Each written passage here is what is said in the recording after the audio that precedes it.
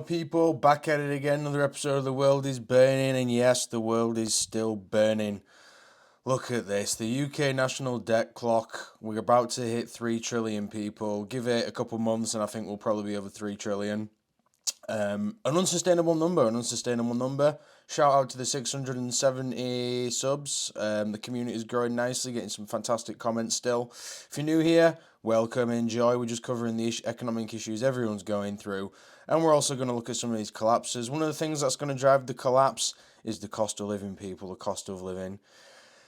This is going to be a bit more of a UK focused one when we're looking at these websites here, but this is a great, if you go to ons.gov.uk, you can find out all this information, people. I'll put these in the description as well, these links, but around 6 in 10 adults are spending less on non-essentials because the cost of living is increasing. Not a good sign. Retail sales decrease, people have less money, they're spending less money in the shops, and real pay growth increases as inflation falls. But do we feel this, guys? 1.8% increase? No one's going to feel that at all, because prices are just way outpacing that. Fuel prices, they fell 9%, thank God. I actually have noticed that one. I've actually seen that. Gas prices have fallen as well. But look at this, around 4 in 10 adults are using less fuel in their homes because of the cost of living. So it's still on people's mind, and people are being very, very careful of what they're spending. Housing, this was an interesting one. So private rents have gone up 6.2%, but the actual price of houses to buy a house has gone down 1%. So renting, that's going to start becoming a very, very, very unaffordable option, people. It's already out of control. But look at this. Around a third of adults are finding it very difficult or somewhat difficult to afford their rent and mortgage payments. And this is just the people who they're polling. I'm sure it's probably higher than that. Leave me a comment if you're finding it a bit tough right now with the mortgages and whatnot. But this is the one we're going to focus on today, the food prices, people. The thing that we all need to survive. Inflation for food and non-alcoholic beverages, 7%, that's gone up, classic. We all feel this, I know we all feel this. When you go out to a restaurant now, that's gone up 8.2% in January. And 4 in 10 adults have reported having to spend more than usual when going food shopping. 4 out of 10, that should really be 10 out of 10. I don't know where these people are shopping, this other 6 out of 10 who aren't feeling this. But it is unsustainable. And now we're starting to see articles like this. I'm not sure if what they're trying to achieve with this, but they're saying the interest rate is better than expected at 4%, and food prices are starting to fall. Where are these food prices falling? I'm not seeing this anywhere, people. Leave me a comment if you're finding food prices go down. I haven't seen any of these videos. Let's see what the world's saying about these increasing prices. This 2024 food report is here, and this is how much the cost of food is expected to go up across Canada next year. Average family of 4 is expected to spend around $16,300 on food next year, and that's an increase of over $700. As for the price of individual items, baked goods, meat, and vegetables are all expected to go up the highest, with an increase of 5 to 7% each. As for the provincial breakdown, Alberta, Saskatchewan, Manitoba, Ontario, Nova Scotia, and New Brunswick are all expected to see a higher increase next year than they did this year. Prices in Newfoundland, PEI, and Quebec are still expected to go up, but not as much as they did this year. Prices in BC are expected to rise at the same rate as they did in 2023.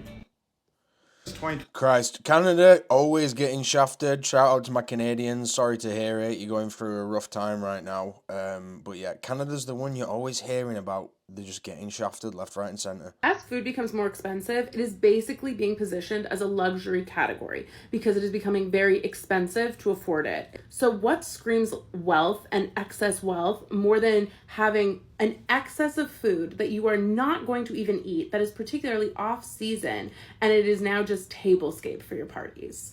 At least that's what I predicted was going to happen in 2024. And in our first month, the Kardashians are out saying, yes, we agree. Kim posted this. She was at a dinner party. Looks amazing. But no one was eating. It's there just to show an abundance, quite literally. And not to be outdone. But Khloe Kardashian actually posted this in like this 3rd or 4th day of January. And this is a bouquet of flowers that she either received or ordered. And they literally have oranges in it. Cut up oranges. And so this is obviously not being eaten in any way, shape, or form. It is a bouquet that is sitting out on a table for show, and it is now including food that is going to go bad in a couple days, cut up like this, is not being consumed and is simply for people to look at and see. And oranges were actually one of the largest food shortages last year in America. So like, not only is this just saying like we have so much abundance, we have so much, excess wealth that we are just having food out for show and have no plans to eat it to show you that we can, but we're also going to use the most shortaged, the most marked up category of food that there is for this example. So this is something that I already got right for 2024 food predictions. If anybody else... Yeah, shout out to this girl for getting the prediction right, but here's my prediction. The rich are going to get richer, the poor are going to get poorer, the middle class is going to get eroded away. And then these displays that these people are doing, it's going to really come back and bite them in the ass, because when the people are truly hungry, they're not going to stand for this shit. Having it thrown in the face. Food prices across Canada in 2024 are expected to go up again, but not as much as they did this year. The annual Canada's Food Price Report released Thursday forecasts that the cost of food will increase by 2.5% to 4.5% next year. This means the average family of four can anticipate spending over $16,000 on food. Yeah, it's like, how can the average family of four just be spending that purely on food? That's not your rent, that's not your car payment. And I think they're probably underestimating how much it's going to go up as well. I think this year we're going to see some of the craziest price increases. Leave me a comment, guys. What are your thoughts on it? Canadian families can expect to pay $700 more. If you live in British Columbia...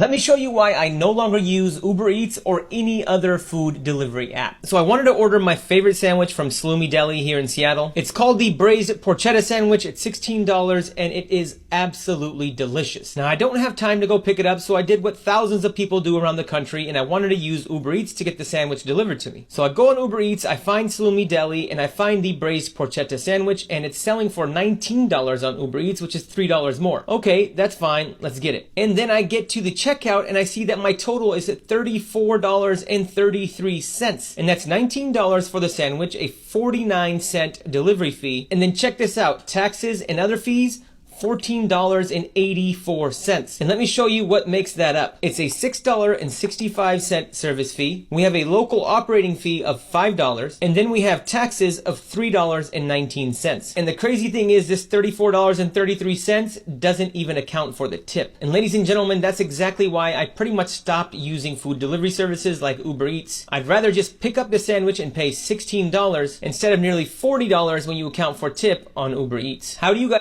Yeah, it's the most expensive way to do it, guys, especially Uber Eats. It's always shocking when you go on there and you look at the total price. There's been so many times I've put a full order in, and then I look at the total price they're going to change me, and they're going to charge me, and I just don't pull the trigger on it. I go, you're not going to rob me like that.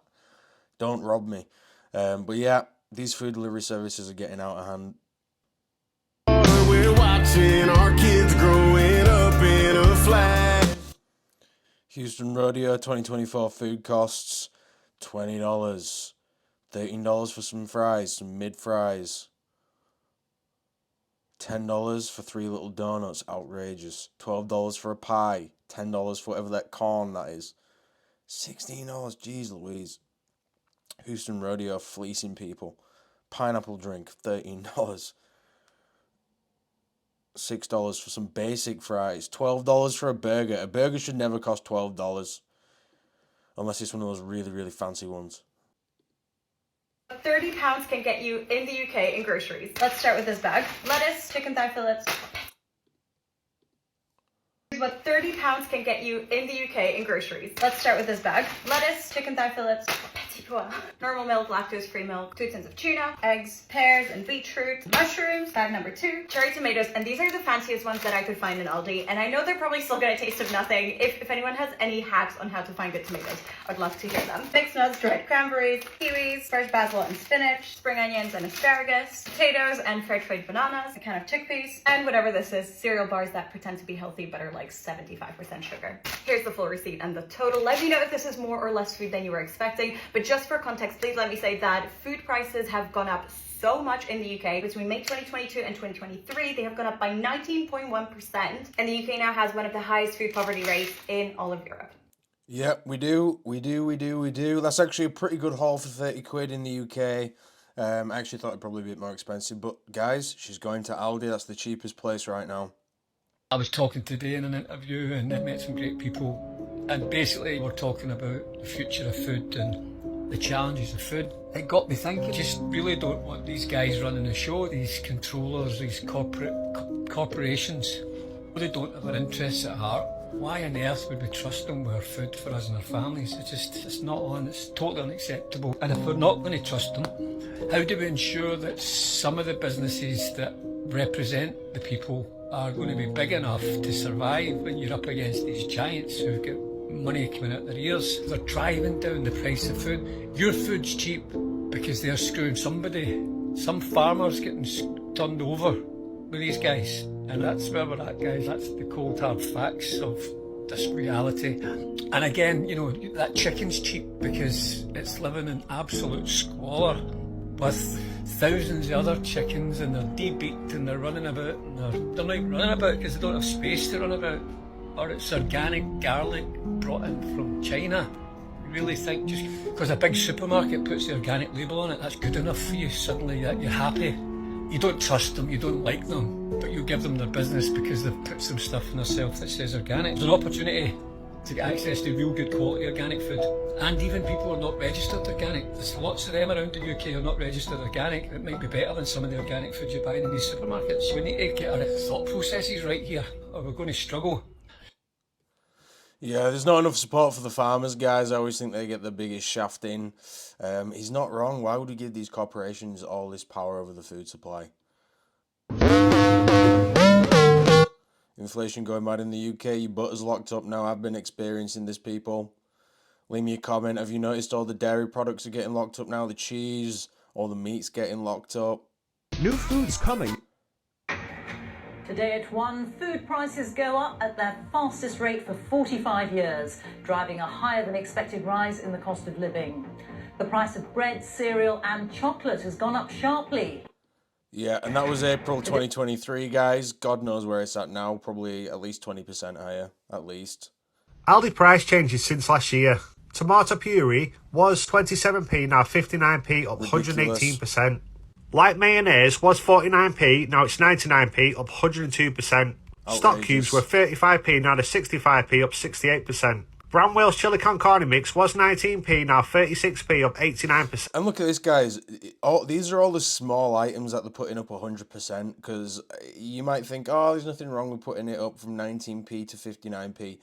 But if you're getting 20 of these small items, you're adding an extra 20, 30 quid onto your bill. Hot dogs were 59p, now they're 99p, up 67%. Aldi oil was £1.79, now it's £2.99, up 67%. Aldi diced beef was £2.55 and now it's £4.19, an increase of 64%. Outrageous. Snack rights were 59p and now they're 99p and they're up 43%.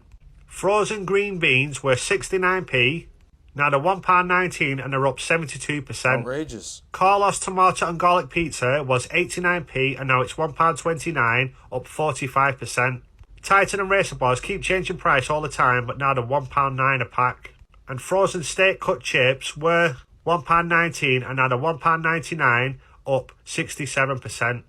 That's it, guys. Everything's going up at least 50, 60%, 100% in some cases. It's unsustainable, this growth. It's unsustainable, this price growth. We'll do one more than get out of here. Bag of pasta was 50p in 2021, now it's 95p. Oven chips were £1.24, now they're £1.80. The average cost of a basket of food in the UK with 15 everyday items, including potatoes and pasta sauce, has risen by more than a third. So what would have cost you around £16 2 years ago is now around £21. That's worked out by tracking the changes of the average cost of 15 items that a family would regularly buy at Tesco, Asda, Morrison's or Sainsbury's. So how come? The war in Ukraine disrupted supplies of grains, oils and fertilizer around the world, making prices go through the roof. Retailers also hiked their prices in January anyway, just to cover their increased costs. There's also been food shortages, which are being blamed on bad weather abroad, struggling to find workers to pick the food, and huge costs for heating in greenhouses. Experts have warned that the bills for food will get worse before they get better. Yeah. But they do say the price rises won't be as dramatic in the future and will come down eventually. However, that doesn't help shoppers. Yeah, come down eventually. I don't believe that either. There's this comment here, Mr. Kipling angel cakes are £4. Sort it out, Mr. Kipling. Don't be doing shit like that. Anyway, guys, leave me a comment. Love hearing from the community. How are you finding it with these price increases? Is there anything that's shocked you? I'll catch you on the next one. Bye.